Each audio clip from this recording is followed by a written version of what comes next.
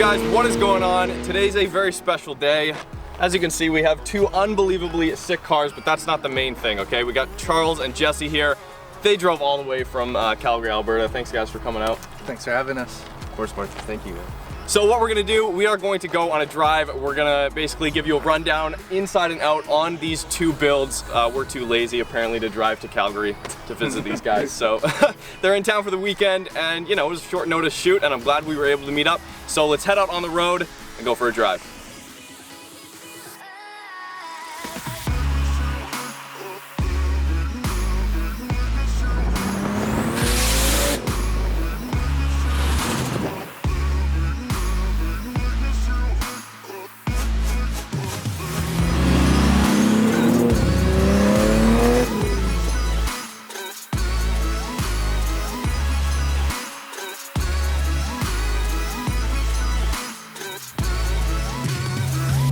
All right, you guys, today's a great day. While everybody else in the automotive world is driving the new Supra, I thought we'd just take it back to the Mark IV. I mean, it's the best Supra, so I'm not complaining. Here we are with Jesse's Mark IV Supra from the LowCals. If you don't know, big YouTube channel over in Calgary. They do a lot of JDM builds. And yeah, we decided to meet up and just hang out for a day and drive cars this beautiful long weekend here. Shit, I guess 2 years since I've driven a Mark IV Supra. Marcel's, I believe, was the last one I drove. Oh my God, I forgot how gorgeous these cars are. This one has been tastefully modified, extremely modified, but tastefully modified in the fact that Jesse's done pretty much everything on the interior here. It's subtle, there's no huge A-pillar gauge pod or huge ridiculous ricer tack on the top here. And it's just an overall, like, it's a very shouty build, but it's a very clean, subtle, and kind of close to factory build, which I really like. Both of these cars, the R33 gts-t, as well as this Mark IV Supra, are sitting right around 430 wheel horsepower on what they call like a heartbreak dyno. So basically it's probably quite a bit more than that, or at least, you know, a little bit more than that. But man, it's been a while. A lot of YouTubers have been driving the new Supra, but that being said, for a lot cheaper, you can grab a Mark IV Supra from Japan, and like probably for about half the price, or close to half the price, and build yourself up a mean street monster.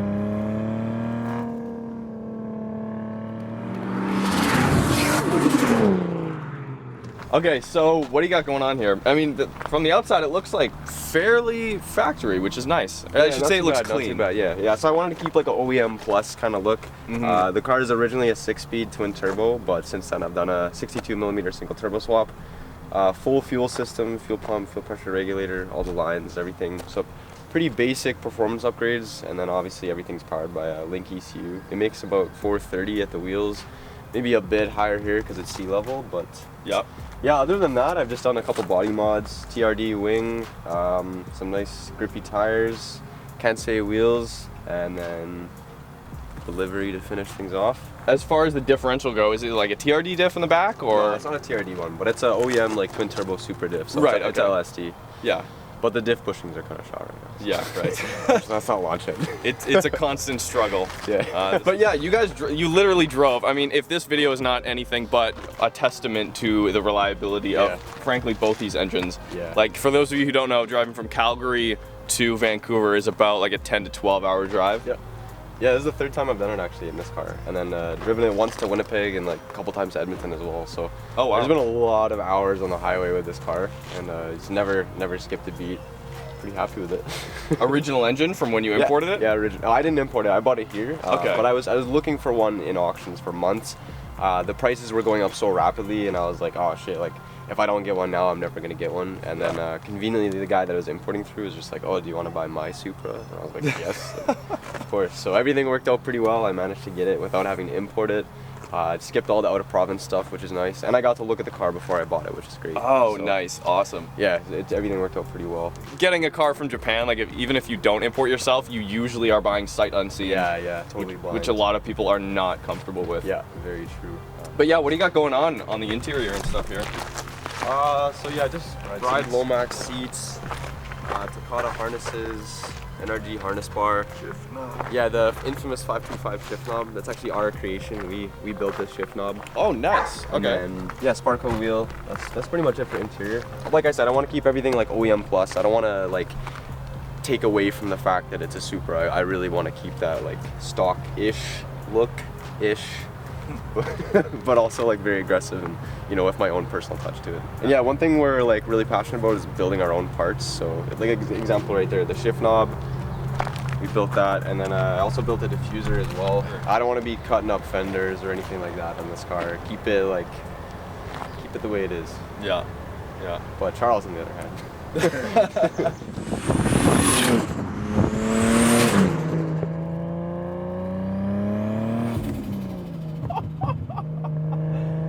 Rattlesnake. I love that hissing, like that turbo spool. Oh man, it's been way too long. It's been way too long. Every time I drive a Supra, I just remember how good they are, and I remember how much I would want one over so many other cars in the time period, even though you guys might hate me for this, but like the Supra is not my favorite Japanese car. It's just not my favorite Japanese car. It's close. That being said, the moment you get back behind the wheel, this is the only car you can think about. You're not thinking about any other cars. Like when I drive my MR2, I think of the Ferrari F355 a lot. I feel like, oh man, I'm driving a poor man's Ferrari. But in the realm of this category of vehicle, there's nothing like the Mark IV Supra. Oh my God. There's just nothing like it. On the interior here, obviously you guys know the Mark IV Supra interior. You've seen it a million times before. They actually make this shift knob. There's a custom shift knob they make through their company Infamous, which is really cool. The links for that will be in the description. We've got a boost gauge here. We've got your electronic HKS boost controller over here. You've got your AFR gauge sitting right here where I assume an air vent was before, which is probably why I'm like super sweaty and hot right now.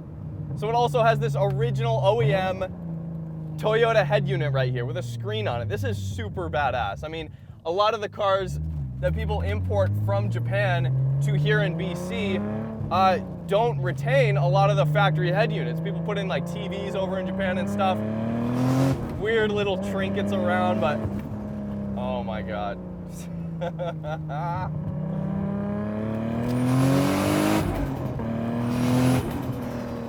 Yeah, that's enough power. It's enough power, absolutely. Absolutely. You know, 400 wheel is a great street number for a Supra. It really is. Like, not everybody needs 800 horsepower, and you might think you do if you're a keyboard warrior here on YouTube looking out for your childhood dreams, but you really don't. Especially if you want to really drive these cars and keep them reliable. Be able to just drive them on a regular basis, you know. You get full spool, like 3,500 RPM. Maybe not quite, it's like 4,000, but then you have 4,000 to 7,000 to play with. It is utterly pretty much a flawless power band, and that view out of the back with a TRD wing. Second gear.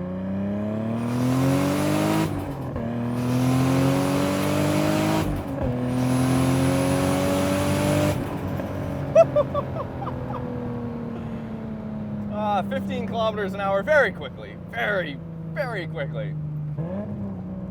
Yeah, boost comes on nice and gradually. It's kind of nice to have like a little bit of turbo lag with these cars because it just creates excitement when you're driving around the city, because then you get those like cool turbo noises and flutters and stuff, and you know, the spool just becomes so great and there's so much volume to the sound even at lower RPMs that there's like a little bit of sacrifice in low-end torque, but to me it's totally worth it. To me, a laggy turbo car is not necessarily a bad thing. It is not. It's really not. There is definitely a happy middle ground that not a lot of people can manage to confidently hit and, you know, restrain themselves and just kind of stay at that level, but I think Jesse has absolutely done that with this Supra here. I definitely think so.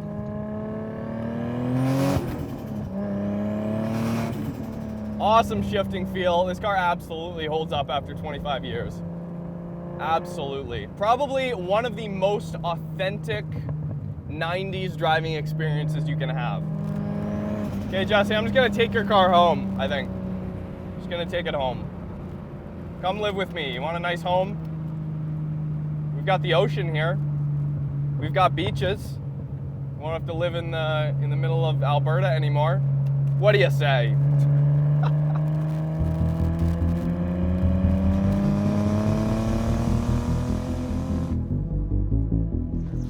So this is a 94 R33 gts-t. It started its life as like a stock body car. It had rusted rear arches when I got the car. Yeah. So right off the bat, I knew that wide body fenders were going to be a thing, and kind of focused on the exterior of the car at first for the first couple of years. And so this actually now is a 3-liter bottom end out of a Holden from Australia. Oh, okay. I was gonna say, like, how do you get from an RB25 to an RB30? Yeah, so I sourced down a 3-liter short block and did a lot of research, a lot of reading on what's compatible and what mixes between the two. So it's a RB25 cylinder head, made it to the Holden 3-liter bottom end. Oh, okay. It's got RB26 cams in it, forged pistons, ACL bearings, and pretty much built it all up myself last winter. So, Commodore, mate. Yeah, you do not see that wrap. What color is this paint? It's wrap actually, so it's No shit, just really? Avery, Oh, yeah, okay. dark gloss gray. Yeah. So these are wing risers that we produce sick. at Infamous. But yeah, so the wing you guys made, obviously, like risers from the factory. And R33. like the side skirt vents and extensions on the side skirts there, all built by us. Wow. I didn't know all this. That's cool. Same with your cooling panel at the front there. Yeah. Oh, okay, yeah. Yeah, a lot of the inspiration for this build is like the old school Japanese tuners, so like Smokey Nagata in his Top Secret GTR, Yeah. Auto Select, that kind of stuff. Yeah. For those like watching right now, that because I know a lot of people's dream, like these are dream cars. Let's be honest here. These are like two dream cars a lot of people would love to own and drive. Like, what draws you guys to JDM cars? I know we're very much alike in that. Like, our channel is very focused on high horsepower, like crazy JDM builds. What brought you to these? I'd say it's like the aura behind them. Like, I don't know, there's a certain feeling you get when you drive a Supra versus something that's like, let's say... Just a car. Yeah, just a car, exactly. Yeah. Like, it has that, like, personality and, like, character behind it. And you can tell it's just, like, the whole car was built with passion. The whole car was, like, designed with purpose. And I feel like all that just resonates in the drive. Once you get into modifying cars and playing with things here and there, like, it's an addiction, right? Mm-hmm. So, yeah, it's like the ultimate dream to build these cars and then drive them 1,000 kilometers out into these beautiful roads and beautiful weather. It's cool. Like you were saying, Jesse, you don't plan on selling the Supra. No, never. Even though you guys in the States, like, both of these cars are shooting up in value right now because they're just becoming legal for you guys. I don't know if the people in the States know that they're not getting ripped off, but I don't think they know that you can go on the auctions. Yeah, and that you can just bring one in for a lot cheaper, you know? Yeah, but I mean, the more people overpay, the more people are going to charge, and that's how prices go up. It takes one person to overpay, and the trend follows. Yeah. Let's get in, we'll go for a drive, see how it drives, and I don't know, maybe make some smoke or at the very least a lot of noise. Let's go.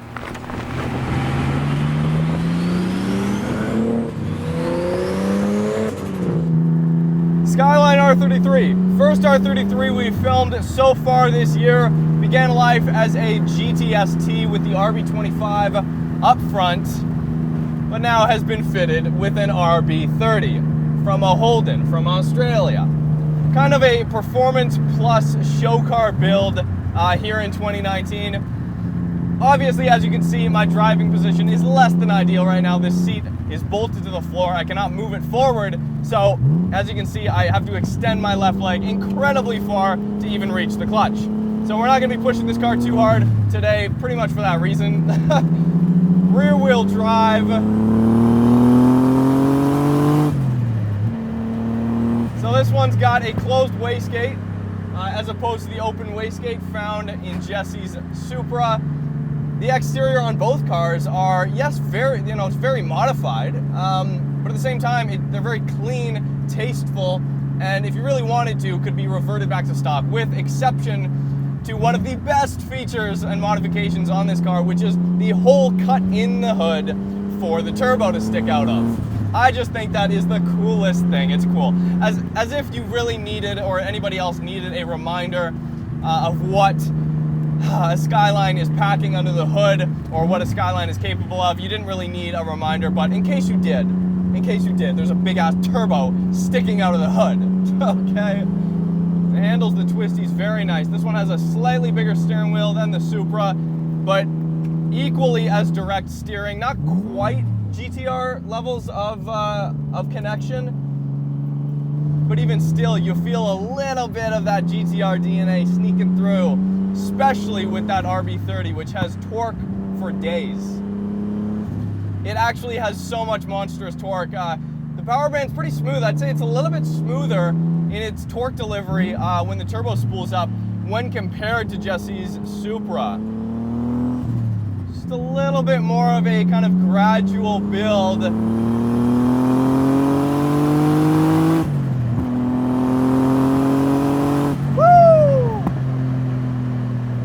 God, that sounds good. Oh, we got some smoke. We got some oil. It's a 25-year-old Japanese car, it's fine. I love the wrap and the color that Charles's car has been fitted with. Honestly, Charles, you've done a great job with the exterior of this car. The front end looks mean like an R33 GTR does, right? Like, it doesn't just look like a basic R33 gts-t or a four-door, which don't look special at all, frankly, from any angle. But this has enough of the R33 GTR front end kind of aesthetic about it, but with some crazy attached aero on it as well. The rear end, he's got the R33 GTR wing on there with risers. You know, a lot of people don't like the R33 Skyline. I think they're wrong. I think the best one is the GTR. Until you drive one of these and you realize, oh, I can have an RB30 with a rear wheel drive, and sure, you don't have that VIN number from the GTR, but what you do have is something that is totally and utterly capable of destroying a mountain road in the straight line and winning awards at shows in the process, which is what these guys are all about. Anyways, thank you guys so much for watching. Hope you enjoyed this video as much as I did. This has been a total blast to work with these guys and to hang out for the day. Subscribe if you haven't already. Hit me up on Instagram at Roads Untraveled. You can see what we're shooting on a regular basis.